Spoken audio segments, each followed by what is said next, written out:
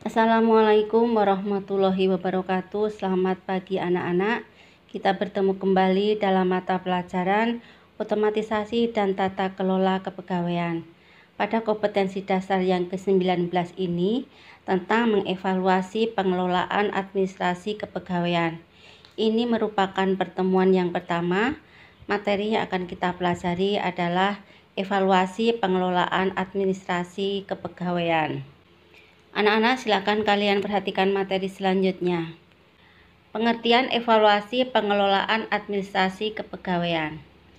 Berdasarkan Kamus Besar Bahasa Indonesia, evaluasi adalah penilaian, proses untuk menemukan nilai layanan informasi atau produk sesuai dengan kebutuhan konsumen atau pengguna. Pengumpulan dan pengamatan dari berbagai macam bukti untuk mengukur dampak dan efektivitas dari suatu objek, program atau proses yang berkaitan dengan spesifikasi dan persyaratan pengguna yang telah ditetapkan sebelumnya. Berikut adalah pengertian evaluasi dari beberapa ahli. Menurut Dr. Wirawan, evaluasi berarti proses mengukur nilai dan manfaat dari objek evaluasi berdasarkan standar, tolok ukur, dan kriteria tertentu dengan tujuan mengambil keputusan mengenai objek evaluasi. Sedangkan menurut Suharsini Arikunto, evaluasi adalah suatu kegiatan sistematis dan terencana untuk mengukur, menilai, dan mengklasifikasi pelaksanaan dan keberhasilan program. Objek evaluasi dapat berupa orang, pegawai, karyawan, tenaga kerja, sistem kepegawaian, dan sebagainya. Pengelolaan administrasi kepegawaian mengandung pengertian yaitu A. Proses, cara, dan perbuatan mengelola. B. Proses melakukan kegiatan tertentu dengan menggerakkan tenaga orang lain. C. Proses yang membantu merumuskan kebijakan dan tujuan organisasi. D. Proses yang memberikan pengawasan pada semua pihak yang terlibat dalam pelaksanaan kebijakan dan pencapaian tujuan. Tujuan evaluasi: A. Menilai apakah semua program sudah terlaksana sesuai dengan sasaran atau target yang ditentukan. B. Mengidentifikasi permasalahan pengelolaan administrasi kepegawaian. C. Memberi masukan pengembangan model pengelolaan administrasi kepegawaian untuk kedepannya. D. Meningkatkan efektivitas pengelolaan administrasi kepegawaian. E. Menentukan pemberian penghargaan dan imbalan yang adil. Fungsi evaluasi: A. Memberikan informasi yang valid mengenai kinerja pelaksanaan suatu program dan kegiatan. B. Memberikan rekomendasi terhadap suatu kebijakan yang akan diambil. C. Memberikan jawaban terhadap berbagai kritikan yang muncul karena tersedia bukti dan data yang dapat dipertanggungjawabkan. Metode evaluasi: A. Metode survei. Metode survei adalah suatu cara yang dilakukan untuk mencari dan mengumpulkan data dengan menyebarkan kuesioner atau pertanyaan, atau dapat juga berupa wawancara mendalam kepada sekelompok atau beberapa orang yang mewakili untuk mengetahui siapa mereka serta apa yang mereka pikirkan dan rasakan. B. Wawancara. Wawancara adalah percakapan dua orang atau lebih yang terjadi antara narasumber dan pewawancara dengan tujuan menggali dan mencari data atau informasi yang berkaitan dengan bidang tertentu. C. Kuesioner. Kuesioner adalah suatu alat riset atau survei yang terdiri atas serangkaian pertanyaan tertulis yang bertujuan mendapatkan tanggapan dari kelompok orang terpilih melalui wawancara pribadi atau melalui daftar pertanyaan. D. Observasi.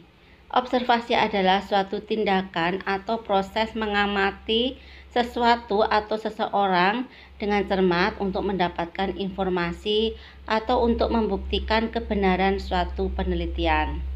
E. Rekam data. Rekam data adalah suatu cara dalam melakukan evaluasi untuk mengetahui suatu kegiatan, permasalahan, atau yang lainnya berdasarkan data yang tersedia. Tahap evaluasi. Tahap awal program. Tahap awal program adalah tahapan sebelum program atau suatu kegiatan dilaksanakan. Hal ini dilakukan untuk menentukan skala prioritas atau yang utama dan berbagai kemungkinan cara yang dapat dilakukan untuk mencapai tujuan yang telah ditentukan. B. Tahap pelaksanaan program. Tahap ini dilakukan ketika suatu program atau kegiatan sedang dilaksanakan. Hal ini dilakukan untuk mereview apakah pelaksanaan program berjalan sesuai rencana atau tidak, sehingga dapat diambil langkah-langkah cepat dalam menyelesaikan kendala atau permasalahan yang timbul saat melaksanakan program tersebut. C. Tahap akhir program. Pada tahap ini, yang dilakukan setelah suatu program atau kegiatan selesai dilaksanakan. Dalam tahap ini dilakukan review apakah suatu program atau kegiatan sudah berjalan dengan baik, efektif, dan efisien atau belum. Proses pelaksanaan evaluasi. A. Menentukan latar belakang. Ada sebab musabab yang biasanya melatar belakangi mengapa evaluasi harus dilaksanakan. Evaluasi tidak hanya selalu dilaksanakan jika ada permasalahan, tetapi juga harus dilaksanakan untuk mengetahui apakah suatu program terlaksana dengan baik atau tidak. B. Menentukan tujuan evaluasi. Tentukan tujuan dan evaluasi yang akan dilaksanakan di bidang kepegawaian. C. Merumuskan masalah evaluasi. Dalam tahap ini, ditentukan berbagai masalah yang muncul dalam suatu bidang tertentu. Misalnya, pegawai sering terlambat, pegawai yang tidak masuk kerja, serta pegawai yang resign mengalami peningkatan. D. Menentukan jenis data yang dikumpulkan. Sebelum pelaksanaan evaluasi dilakukan, kita perlu menentukan jenis data yang akan dikumpulkan. Apakah hanya berdasarkan data atau catatan yang tersedia, atau perlu mengumpulkan data lain. Misalnya membuat kuesioner, angket, observasi, atau melakukan wawancara terhadap beberapa pihak. E. Menentukan sampel sesuai dengan tujuan evaluasi. Wawancara dapat dilakukan cukup beberapa orang yang mewakili saja, jadi tidak semuanya. Contohnya dari unit kerja keuangan diambil 2 orang, unit kerja pemasaran 2 orang, dan seterusnya. F. Menentukan model evaluasi. 1. Goal Oriented Evaluation adalah evaluasi yang digunakan untuk mengetahui sejauh mana tujuan tingkat keberhasilan dari sebuah program. 2. CIPP atau Context Input Process Product atau model Staff-Febim. CIPP digunakan untuk melakukan evaluasi program dengan tujuan bukan untuk membuktikan sesuatu, melainkan untuk memperbaiki sesuatu agar menjadi lebih baik. 3. Goal Free Evaluation.